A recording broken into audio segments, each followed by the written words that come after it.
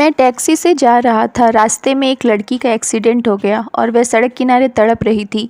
मैं टैक्सी चलाता जल्दी से उसे अस्पताल लेकर भागा, जबकि लोग मुझे मना कर रहे थे कि यह पुलिस केस है। मैंने अपनी परवाह नहीं की। अस्पताल जाकर पता चला कि लड़की का बाप बहुत गरीब है और डॉक्टर ने उसका ऑपरेशन करने से मना कर दिया है, क्योंकि उसके ऑपरेशन में 5 लाख रुपए की ज़रूरत थी। मैंने जल्दी से अपनी टैक्सी बेच दी और सारा पैसा उस लड़की के इलाज पर लगा दिया। उसके बूढ़े माँ बाप ने मुझे दुआएं दी। बोले, बेटा तुझे उसका इनाम ज़रूर मिलेगा। जैसे ही घर में आया तो मेरे पैरों तले से ज़मीन निकल गई, क्योंकि मेरी 30 साल की विधवा बहन मेरी तरफ एक खाली लिफाफा बढ़ा दिया था और कहने लगी, अमन यह तुम्हारे लिए है। मैं बेहद हैरान हुआ, क्योंकि आजकल हमारे घर के हालात बहुत ज़्यादा ख़राब थे। हमें तो 2 टाइम की रोटी भी नसीब नहीं होती थी। कल रात भी सिर्फ मेरी बहन के 7 साल के बेटे मोहन को ही खाना मिला था। हमने तो खाली पेट ही बिताया था। ऐसे में मेरे लिए तोहफ़ा हैरान कर देने वाला था। मैं शक के बीच में पड़ गया था। मुझे यह लिफाफा थाम लेना चाहिए या नहीं। मुझे सोच में देखकर मेरी बहन बोली, अमन यह लिफाफा तुम ले लो। मैं लिफाफा ले लिया और उसे जल्दी से खोलकर देखा तो उसमें बहुत से पैसे थे। मैं बोला, दीदी यह क्या है? मेरी बहन कहने लगी, अमन ये पैसे मैं अपने सोने के जेवर बेचकर लाई हूँ। यह पूरे 5 लाख हैं। मैं बोला, दीदी आपने ऐसा क्यों किया? आपका पति इस दुनिया से चला गया है। अब यह आपका सामान था। अपने जेवरात क्यों बेच दिए? कल को मोहन की बहू के काम आ जाएगा।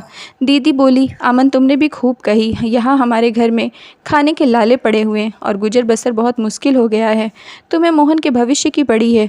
तुम ऐसा करो, उन पैसों से टैक्सी खरीद लो। कम से कम थोड़ा बहुत तो कमाने लगोगे ना। मैंने वह पैसे दीदी की तरफ बढ़ा दिए थे और बोला कि आप वापस करके अपने जेवर वापस ले लो, मैं कोई और काम ढूंढ लूँगा। दीदी हंसी और फिर रोने लगी और बोली, मुझे विधवा हुए और मम्मी के घर आए हुए 1 साल हो गया है। उस 1 साल में तुमने नौकरी ढूंढने की बहुत कोशिश की, मगर तुम नाकाम रहे। अब तो मोहल्ले वालों ने हमें कर्ज देना भी बंद कर दिया है। मुझे फ़िक्र है कि मेरा बच्चा स्कूल से निकाल दिया जाएगा। मैं उसे अनाथ बचपन नहीं देना चाहती। मैं चाहती हूँ कि उसे कोई परेशानी ना हो। आज खाना मिलेगा भी या नहीं बता दो। अगर तुम काम नहीं करना चाहते तो मैं खुद ही किसी फैक्ट्री में नौकरी कर लेती हूँ। दीदी की बातें सुनकर मेरा दिल बैठ सा गया था। मैं बोला, दीदी आप यह सब क्या कह रही हैं? मेरे होते हुए आपको काम करने की ज़रूरत नहीं है। दीदी ने पैसे मेरी तरफ बढ़ा दिए थे और बोली, फिर यह रख लो। मैंने वह पैसे लिए थे। मैं जल्दी से घर से बाहर निकल आया था। मैं बेबस था। मैं कैसा भाई था कि अपनी बहन को कुछ देने के बजाय उससे ही ले रहा था। मैं सारी रात घर नहीं गया, सड़क किनारे बैठा और रोता रहा। मुझे उम्मीद थी कि शायद मेरे दिल का बोझ कम हो जाए, मगर गुजरते पल के साथ साथ मैं ज़्यादा उदास होता गया था। सुबह घर लौटा तो दीदी बड़ी फिक्रमंद से मेरे सामने आकर खड़ी हो गई थी और कहने लगी थी, अमन तुम रात भर कहाँ थे? मैंने बहाना बना दिया कि दूसरों के साथ मिलकर राय मशविरा कर रहा था, उन पैसों को किस काम में लगाना चाहिए। दीदी कहने लगी, तुम उस बात की फिक्र मत करो, मैंने सारा इंतज़ाम किया हुआ है। तुम पड़ोसन मीना के पति के साथ जाना, वह तुम्हें टैक्सी दिलवा देगा। मैंने सर हिला दिया और फिर 11 बजे घर से निकल गया। दीदी मीना के पति लोकेश भाई से मुझे कम पैसों में सेकंड हैंड टैक्सी दिलवा दी थी। यह टैक्सी देखने में काफ़ी अच्छी लगती थी। मैं बहुत खुश हो गया था कि अब सवारियां धड़ाधड़ मेरी गाड़ी में सवार हुआ करेंगी और घर के हालात अच्छे हो जाएंगे। दलवीर भाई मुझे अड्डे पर छोड़ आया था, जहाँ लोग टैक्सी बुक करवाते थे।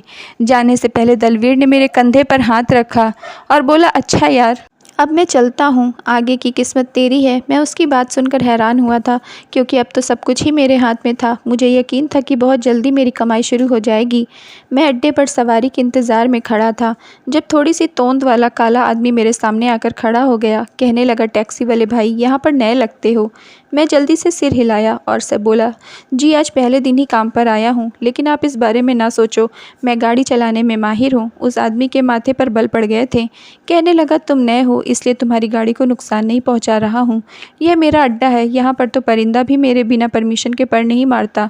फिर तुम यहाँ से जल्दी गायब हो जाओ, नहीं तो तुम्हें इस अड्डे का हफ्ता देना पड़ेगा। मैं उसकी बात सुनकर हैरान हो गया था और झट से बोला, भाई साहब मेरे पास तो घर की दाल रोटी चलाने को भी पैसे नहीं हैं। यह गाड़ी भी बहन के जेवर बेचकर खरीदे हैं और आप मुझसे पैसों की उम्मीद कर रहे हो। मुझ पर एहसान करो, मुझे यहाँ पर गाड़ी चलाने की परमिशन दे दो। उस आदमी ने मुझे गुस्से से देखा था और कहने लगा, पैसे नहीं हैं तो यहाँ खड़े होने की भी परमिशन नहीं है। अगर अपनी खैरियत चाहते हो तो यहाँ से चले जाओ, नहीं तो तुम्हारी गाड़ी का वह हाल करूँगा कि उम्र भर रोते फिरोगे। वह आदमी शक्ल से ही खुराफाती लगता था। मुझे उम्मीद थी कि मेरी कोई भी बात और कोई भी मजबूरी उसके दिल पर असर नहीं करेगी, इसलिए मैं मजबूर होकर अपनी गाड़ी स्टार्ट की और वहाँ से निकल पड़ा था। था। अब मैं सड़क के किनारे जाकर खड़ा हो गया था, उस उम्मीद पर कि शायद मुझे कोई सवारी मिल जाएगी। मगर सुबह से शाम हो गई, मुझे कोई सवारी नहीं मिली थी। अब दिल घबराने लगा था कि खाली हाथ घर कैसे वापस जाऊंगा। इसलिए मैं सड़कों में गाड़ी यहाँ वहाँ भगाने लगा था कि शायद किसी की नज़र मुझ पर पड़ जाए। मगर मैं नाकाम रहा और रात के 10 बजे मैं खाली हाथ घर वापस आ गया था। मेरी बहन ने मुझे देखा तो खुशी खुशी मेरे पास भागकर चली आई और कहने लगी, अमन तुम आज कितने पैसे कमा कर लाए हो। मेरे कंधे उचका दिए थे। मैं बोला, दीदी आज तो कमाई नहीं हो सकी, ग्राहक और सवारियाँ इतनी जल्दी नहीं मिलती। दीदी ने मेरे सर पर हाथ रखा और कहने लगी कि कोई बात नहीं, भगवान है, भगवान ने हमें गाड़ी खरीदने की औकात दी है, वही आगे भी हमारी मदद करेंगे। मैं मुस्कुरा दिया था। कमरे में जाने लगा तो दीदी ने कहा, जाओ जाकर खाना खा लो। मैं बोला, दीदी घर में तो कुछ खाने के लिए नहीं था, तो आज खाना कैसे बन गया। दीदी मुस्कुराकर कहने लगी, मोहल्ले में भंडारा बट रहा था, उन्होंने ही पकवान भेजे हैं, हमने तो भरपेट खाया है और तुम्हारे लिए भी रखा है। यह बात सुनकर मेरे लबों पर मुस्कुराहट फैल गई थी। मैं सारे दिन का भूखा था, खाने का नाम सुनकर खुश हो गया। मैं भी जी भरकर खाना खाया था, इसलिए रात को आराम से नींद आई थी। सुबह उठकर फिर से मैं सवारी की तलाश में सड़कों पर घूमता रह गया था। मुझे तो इस बात का पता भी नहीं था कि टैक्सी होने के बावजूद सवारी मिलना इतना मुश्किल काम है। वह दूसरे दिन भी मैं खाली हाथ घर लौट आया था। फिर यह सिलसिला रोज का ही हो गया था। पूरे 8 दिन मैं यूं ही घर से निकलता और खाली हाथ लौट आता था। अब तो दीदी भी परेशान रहने लगी थी। उन्हें तो यही लगता था जैसे ही टैक्सी खरीद ली जाएगी सब कुछ ठीक हो जाएगा, मगर अब कुछ भी ठीक होता हुआ नज़र नहीं आ रहा था। यूं ही थोड़े दिन बीत गए थे। मैं कपड़ों की दुकान के बाहर अपनी टैक्सी लेकर खड़ा हो गया था, शायद मुझे कोई सवारी मिल जाए। तब मेरे सामने एक आदमी आ गया था। वह कहने लगा, मुझे मेरे घर तक छोड़ आओ। मैं हाँ भर दिया तो वह मेरी गाड़ी में सवार हो गया था। मैं मुस्कुराकर बोला कि आप मेरी टैक्सी के पहले सवारी हो। वह आधी हंसी दिया और बोला कि क्या आज ही टैक्सी चलाना शुरू की है। तो मैंने नामे सिर हिला दिया और बोला कि पिछले 11 दिनों से सवारी की तलाश में फिर रहा हूँ, लेकिन अब तक नाकाम रहा। तो आदमी कहने लगा, क्यों सड़क पर फिरते रहोगे तो सवारी नहीं मिलेगी, तुम्हें किसी अड्डे पर खड़े होना चाहिए। मेरी आंखों में आंसू आ गए थे। मैं बोला, अड्डे पर खड़े होने की परमिशन नहीं है। तो वह कहने लगा, मैं भी एक अड्डे का मालिक हूँ, मैं तुम्हें वह जगह दिलवा देता हूँ। मैंने जल्दी से कहा कि मुझ में हफ्ता देने की गुंजाइश नहीं है, मेरे पास बिल्कुल भी पैसे नहीं हैं। तो आदमी मुस्कुरा कर कहने लगा, तुमने कभी पुण्य का शब्द सुना है। मैं हक्का बक्का होकर उसकी तरफ देखने लगा था। वह कहने लगा, मैं तुम्हारे साथ पुण्य का काम कर रहा हूँ, मुझे उम्मीद है कि भगवान मुझे और ज़्यादा देगा और तुम भी मेरे लिए भगवान से प्रार्थना करना। मैं बहुत खुश हो गया था। फिर उस आदमी ने अपने अड्डे का एड्रेस समझाया तो मैं उसके साथ वहीं पर पहुंच गया था। उस बंदे ने मुझे अड्डे पर गाड़ी खड़ी करने की परमिशन दे दी थी और फिर मेरी उम्मीद से भी बढ़कर मेरी आमदनी शुरू हो गई थी। मैं शाम में पैसों से भरा पर्स लेकर घर वापस लौटता था। मैंने वह पैसे दीदी के हाथ पर रख दिए थे। दीदी बहुत खुश हो गई थी। उसने आगे बढ़कर मेरे सर पर चूम लिया था। कहने लगी, मुझे यकीन था भगवान एक ना एक दिन हमारे दिन वापस कर देगा। आज तुम काम कर रहे हो तो उम्मीद है कि आगे भी सब कुछ अच्छा ही अच्छा हो जाएगा। मैं भी बड़ा खुश था। अब तो जैसे हमारी ज़िंदगी ही बदल कर रह गई थी। हर रोज़ मुझे धड़ाधड़ सवारियां मिलने लगी थी और कमाई भी बहुत खूब होने लगी थी। मैंने थोड़े ही दिनों में मोहल्ले वालों का सारा कर्ज चुकता कर दिया था। अपनी बहन के बेटे मोहन का भी अच्छे स्कूल में एडमिशन करवा दिया था। सब कुछ ठीक होने लगा था। अब मुझे एहसास होने लगा था कि एक नरम दिल इंसान के पुण्य ने मेरी ज़िंदगी बदल कर रख दी है। मैंने ठान लिया था कि अगर मैं अपनी ज़िंदगी में कभी कोई मोहताज और गरीब मेरे सामने आएगा तो मैं उसकी मदद ज़रूर करूँगा, क्योंकि यह पुण्य ऐसी चीज़ होती है, एक पल में सामने वाले की ज़िंदगी बदल देती है, जिसकी वजह से यह दुनिया अभी तक अच्छे से चल रही है। खैर, मैं घर में राशन भी डलवा दिया था। हर चीज़ की रेल फेल होने लगी थी। मैं सुबह का गया, रात के 11 बजे घर लौटा था। दीदी और माँ बड़ी फिक्र किया करती थीं। वह कहने लगी, अमन थोड़ा सा आराम भी कर लिया करो, तुम बीमार पड़ जाओगे, थकावट तो होती होगी ना। तो मैं हंसकर कहता, दीदी पैसा बहुत ताकतवर चीज़ है, मैंने उसके बिना भी ज़िंदगी बिताकर देखी है। ज़िंदगी बहुत बुरी और फीकी सी होती है। अब जब हमारे पास सब कुछ है तो अब महसूस हुआ कि पैसा ज़िंदगी बिताने के लिए बहुत ज़रूरी है, मगर उस चीज़ को हासिल करने के लिए हमें थोड़ी बहुत मेहनत कर लेता हूँ, तो इसमें बुराई क्या है। मैं अपनी इस ज़िंदगी से खुश हूँ। दीदी मेरी बातें सुनकर हंस दिया करती थी। यूँ अब घर में खुशियाँ ही खुशियाँ थीं। एक रात बिजली चली गई तो हम सब नींद से जाग गए थे। मैं आंगन में जाकर बैठ गया तो मेरा भांजा मोहन भी मेरे पास ही बैठ गया था। वह कहने लगा, मामू जब आप अच्छा भला कमाने लगे हो तो आपसे यही कहूँगा कि अब घर की मरम्मत भी करवा लो, थोड़ा सा घर ठीक करवा दो। मेरा तो इस घर में दिल घबराता है। मेरे पापा का घर बहुत प्यारा था। मैंने मोहन की बात सुनी तो मेरा दिल दुख गया था। मोहन के पापा का घर वाकई में बहुत खूबसूरत था, मगर मोहन के पापा की मृत्यु के बाद तो वह दोनों माँ बेटे को घर से मनहूस कहकर निकाल दिया था और अब वह हमारे घर में रह रहे थे। हमारा घर पुराने टाइम का बना हुआ था, आज़ादी से पहले का घर था। जब हिंदुस्तान आज़ाद हुआ तो मेरे दादा के हिस्से में आ गया था। उनके बाद यह घर मेरे पापा को मिला। अब हम सब उसी में रह रहे थे। मेरे पापा ने उसकी मरम्मत नहीं करवाई थी क्योंकि हम पेट भर खाना ही नहीं खा पाते थे, तो फिर घर कहाँ से ठीक करवाते। अपने भांजे के सर पर हाथ रखा और बोला कि तुम फिक्र ना करो, धीरे धीरे सब कुछ ठीक हो जाएगा, लेकिन बिजली के लिए तो मैं अभी इंतज़ाम करूँगा। मैं एक इन्वर्टर ख़रीद लूँगा। मेरी बात सुनकर मेरा भांजा बहुत खुश हो गया था। कुछ दिनों की कमाई के बाद मैंने एक छोटा सा इन्वर्टर ले लिया था जिससे 3 पंखे चल जाया करते थे। सब कुछ बिल्कुल ठीक हो गया था, मगर एक सुबह मुझ पर ऐसी भी आई कि सब कुछ बदल कर रह गया था। मैं सुबह सुबह टैक्सी लेकर घर से निकला तो देखा कि सड़क पर एक जवान लड़की का एक्सीडेंट हुआ था। वह सड़क पर तड़प रही थी। उसके इर्द गिर्द लोग भीड़ लगाकर खड़े थे, मगर कोई भी आगे बढ़कर नहीं जा रहा था। मुझे अफसोस हुआ, लोग तमाशा देख रहे हैं मगर उसकी कोई मदद नहीं कर रहा है। मैं आगे गया और अस्पताल लेकर गया, जबकि सब लोग मुझे मना कर रहे थे कि यह पुलिस केस है। मैंने अपनी परवाह नहीं की। लड़की के पास जो चीज़ मौजूद थी उसके ज़रिए उसकी निशानी कर ली और उसके बाप को भी अस्पताल बुलाया गया था। तब पता चला कि लड़की का बाप बहुत गरीब है और डॉक्टर ने उसका ऑपरेशन करने से मना कर दिया था क्योंकि ऑपरेशन के लिए 5 लाख रुपए की ज़रूरत थी। लड़की का बाप एक आदमी के सामने हाथ जोड़ रहा था, मदद की अपील कर रहा था, मगर कोई भी उसे 5 लाख रुपए देने पर राज़ी नहीं था। वह आदमी कहने लगा, किसी के पुण्य से मेरी बच्ची की जान बच सकती है। भगवान कोई मेरी मदद करे। पैसों का क्या है, यह तो आने जाने वाले हैं, मगर ज़िंदगी लौट कर वापस नहीं आती। मेरी मदद कीजिए। खुद से किया वादा याद आ रहा था जो मैंने अपने आप से किया था। जब भी किसी को मेरी मदद की ज़रूरत होगी मैं ज़रूर काम आऊँगा। मेरे पास 5 लाख रुपए नहीं थे, इसलिए मैंने अपनी टैक्सी बेच दी और सारा पैसा उस लड़की के इलाज पर लगाकर उसकी मदद की। साथ ही मैं उसका हिम्मत बढ़ाता रहा और उसको दिलासा देता रहा। शाम के 6 बजे तक उस लड़की का ऑपरेशन पूरा हो चुका था और कामयाब हो गया था।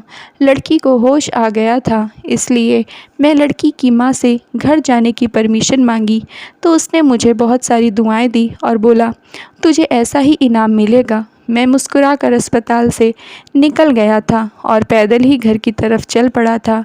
मेरे लिए यहाँ पर मुझे उन गरीब बेसहारों की दुआएं मिल गई थीं।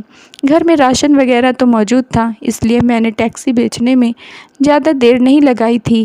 मैंने सोचा कि जब तक घर में पड़ी चीज़ ख़त्म होने लगेंगी तब तक मुझे कोई ना कोई काम मिल जाएगा, और फिर उम्मीद थी कि उस बुज़ुर्ग की दुआएं काम आ जाएंगी, भगवान मेरी मदद करेगा।